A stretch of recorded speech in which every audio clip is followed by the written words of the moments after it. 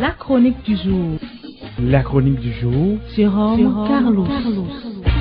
Bonjour. Question. Monsieur le Président de la République, une certaine opinion insinue l'idée d'un tout prochain remaniement ministériel.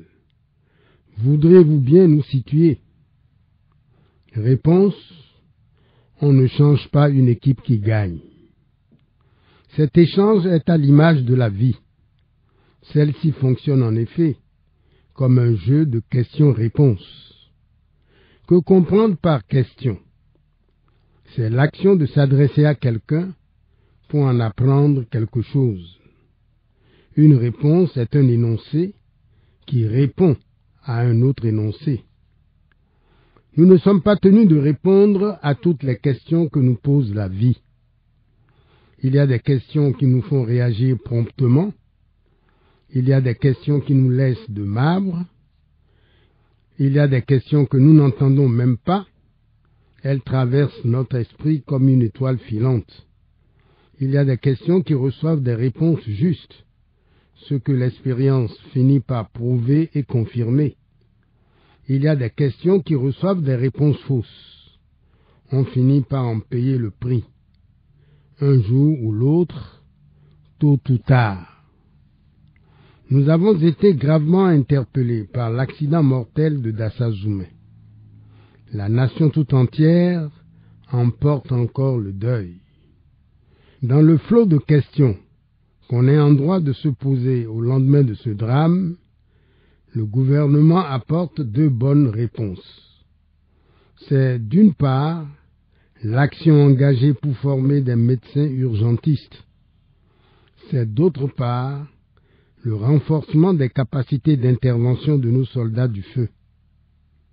Les insuffisances relevées au niveau de ces deux points rendent compte de nos manquements dans la chaîne des responsabilités liées à cet accident. Il y a quelques années, les Béninois découvraient avec effroi un problème de gouvernance.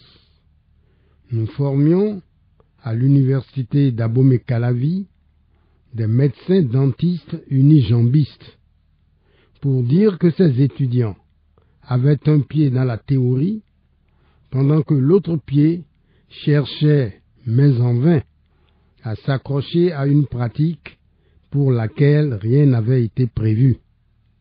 Tout se passait comme si nous nous investissions à former des dentistes d'un genre particulier, des dentistes que nous aurions condamnés, en fin de formation, à ne savoir rien faire d'autre que de réciter leurs cours devant la bouche et les dents de leurs patients. Face à cette absurdité, alors gérée à l'image d'une poule qui couvre des œufs pourris, nous avons noté la prompte et salutaire réaction du gouvernement de la rupture. Il fut mis fin à ce gâchis humain. Nos étudiants, futurs médecins dentistes, en grand danger pédagogique, furent acheminés vers les universités de la sous-région. Le pied pourri amputé, la gangrène stoppée, autorisons-nous de dire que l'espoir est permis. Nous accueillerons bientôt au pays des médecins dentistes accomplis. Sur un autre plan, le martyre que viennent de vivre nos concitoyens retraités est encore présent dans tous les esprits. 1001 questions taraudent les consciences. Quelles mesures nous engageons-nous à prendre, sans délai, pour soulager les peines et les souffrances de nos retraités? Pourquoi nous comportons-nous vis-à-vis d'eux comme des gardes chiourmes, c'est-à-dire des surveillants de forçat dans un bagne ou dans une galère? Pendant combien de temps encore Cotonou restera-t-elle la grosse métropole qui concentre tout, qui centralise tout? À quoi sert-il de se gargariser de décentralisation alors que continue de flotter au vent le drapeau de l'État jacobin, synonyme d'un État central omnipotent dans une république démocratique? Les réponses à ces questions en appellent d'autres. Comment nos retraités sont-ils organisés ou entendent-ils s'organiser pour être en capacité de mieux défendre leurs intérêts? La sagesse des nations ne nous enseigne-t-elle pas qu'on n'est jamais mieux servi que par soi-même? Comment fonctionne-t-elle notre politique de décentralisation pour que, dans le cas d'espèce, nous ne puissions tirer avantage de nos relais départementaux, communaux ou locaux?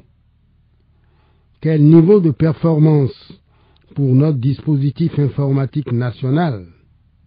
Idéalement, les morts ne devraient-ils pas être décomptés automatiquement de l'effectif global des retraités? Des questions, encore des questions, qui attendent de bonnes réponses. Merci pour l'attention et à jeudi prochain. C'était la chronique du jour. Retrouvez la chronique sur www.capfm.com.